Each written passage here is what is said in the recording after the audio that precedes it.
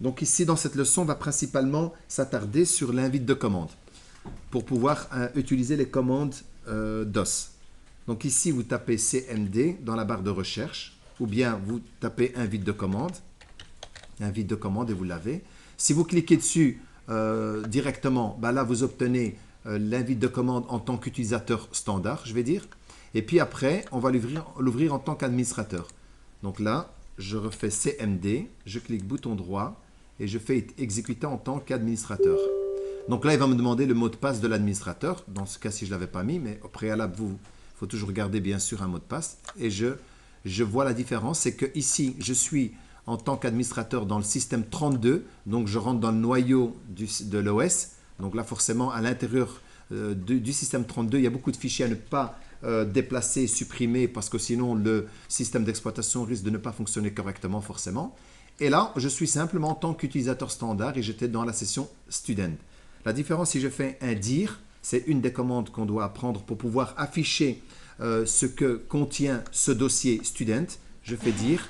Et là, j'ai les informations de ce que contient la session, donc user, student, j'ai ces informations-là. Si maintenant, je clique ici et je mets dir, qui me permet d'afficher les informations qu'il y a dans le dossier système 32, forcément, là, vous risquez d'avoir beaucoup d'informations.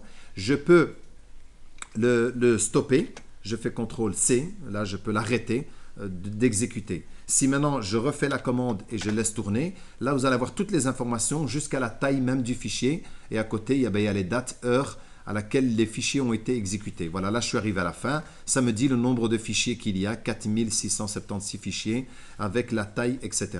Et donc là, je me retrouve avec tous les fichiers que je pourrais aller chercher une des informations qui sont reprises ici à l'intérieur. Donc voilà. Pour effacer tout ce que je viens de faire, vous utilisez la touche, les lettres, donc CLS, vous faites Enter, ça efface tout. Et ici, pareil, CLS, et ça efface tout. D'accord? Donc comme ça, vous avez les touches. Et après, on avait dit, tiens, comment je peux, par exemple, afficher ici, afficher le contenu du répertoire page par page. Donc là, je vais appuyer dire, espace, slash, P. Et là, si je fais Enter, j'ai l'information qui s'affiche sur l'entièreté de mon invite de commande. Et puis en dessous, il est marqué appuyer sur une touche pour continuer. Comme ça, j'ai la suite. Donc ça me donne le temps d'analyser tout ce qu'il y a là. J'appuie sur une touche, j'ai la suite. Et là, je regarde s'il y a un fichier que j'ai besoin, vérifier s'il est bien là ou pas. Donc voilà, ça me permet d'aller au fur et à mesure en cliquant d'une page à l'autre. Donc voilà, là, je l'arrête. CTRL-C pour arrêter. Et pour faire la même chose, donc si je veux afficher le contenu du répertoire, mais uniquement les noms et les extensions en colonne. Si je viens en tant que student et je le fais, donc là je fais dire espace slash P, là je n'ai que ça. Je n'ai pas la possibilité d'appuyer sur une touche supplémentaire parce que le contenu qu'il y avait dans Student suffisait pour s'afficher sur ma fenêtre. Donc, je n'ai pas l'option de cliquer sur une touche suivante comme il est indiqué ici à droite, appuyer sur une touche pour continuer. Et alors là, si je fais la même commande, donc dire espace slash et je mets le W, voici les informations que j'ai. J'ai les noms qui se sont mis, donc des répertoires de Student. Si je fais la même chose donc à droite en tant qu'administrateur, donc avec le W, ça se présente un peu différemment parce que là, je suis dans le système 32 et le système 32, il y a des fichiers DLL qui permettent de faire fonctionner des programmes et autres. Donc forcément, je n'ai pas de répertoire, mais j'ai des fichiers, j'en ai une multitude, donc il les a lancés que les fichiers. On revoit le résultat de tout à l'heure de 4676. Maintenant, comment je vais faire je vais monter un petit peu, pour me dire, tiens, je voudrais, dans mon student qui est là, je vais redescendre pour revenir au C, à la lettre C. Je vais retirer student, je vais rester sur user et je vais voir quels sont les utilisateurs. Et puis je vais supprimer aussi user et je vais revenir, je vais rester à la racine C de mon disque dur. Voilà. Donc là, j'appuie sur CD, je fais Enter. Voilà, j'ai supprimé student. Donc je suis remonté d'un échelon dans mon répertoire. Si je fais dire, je vais voir les utilisateurs. Donc j'ai les utilisateurs en tant qu'administrateur, Kawas, prof, public et student. Le student qu'on avait tout à l'heure. Si je refais encore CD, je ne dis pas 2 points parce que 2 points, il y en a qui risquent de mettre 2 points. Mais là, c'est un point l'un à la suite de l'autre. Je fais Enter, je suis à la racine. Donc maintenant, de C. Et là, si je fais un dire, ben, j'ai des répertoires qui sont repris dans tout mon disque dur C. Si je clique dans mon disque dur C, voici ce qui est indiqué. À ce moment-là, j'ai 4 fichiers et il m'indique le répertoire comme il est là. Si je veux remonter maintenant, c'est-à-dire revenir en tant qu'utilisateur, dans ces cas-là, j'utilise CD et je vais d'abord faire CD, je vais remonter en tant que user. C'était pas user que j'avais d'abord. Si, user, ouais. Donc, user ici. Vous voyez, je veux remonter dans user. Donc, je fais CD, user, je fais enter. Regardez, maintenant, je suis dans user. Je fais dire et je vois quels sont les utilisateurs qui sont là. Je veux revenir dans student. Je fais dire, espace, student. Voilà, student.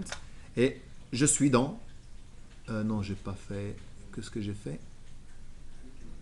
Non, pas dire, CD, pardon. CD, student.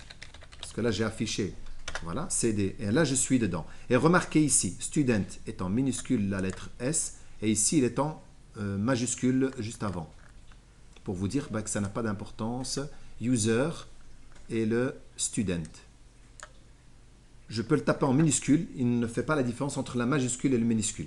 Donc voilà. Et donc là, je reviens, comme au début, dire, j'ai les informations qui contiennent mon student. Et si je veux rentrer dans un répertoire bien spécifique ici à l'intérieur, il me suffit de marquer CD, espace, et je mets vidéo ou bien pictures, etc. D'accord? Donc voilà. Ça, vous avez l'astuce maintenant pour pouvoir remonter ou descendre de répertoire. Pareil, ici. Donc, si je veux retirer tout ça, je fais CD, Enter. Voilà, je suis dans Windows. Dire, j'ai les informations de Windows. Je refais pareil.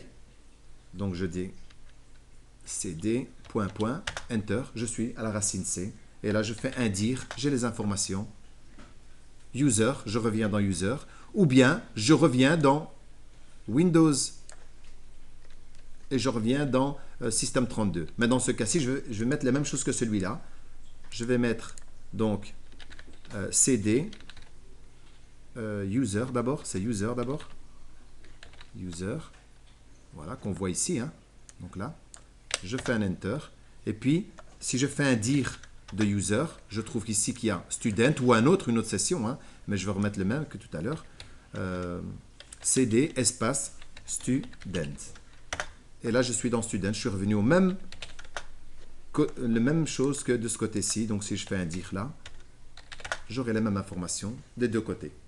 Voilà, donc là, vous avez vu comment on fait la manipulation, au moins jusque-là. Et puis, on fera une prochaine vidéo avec les autres invites de commande.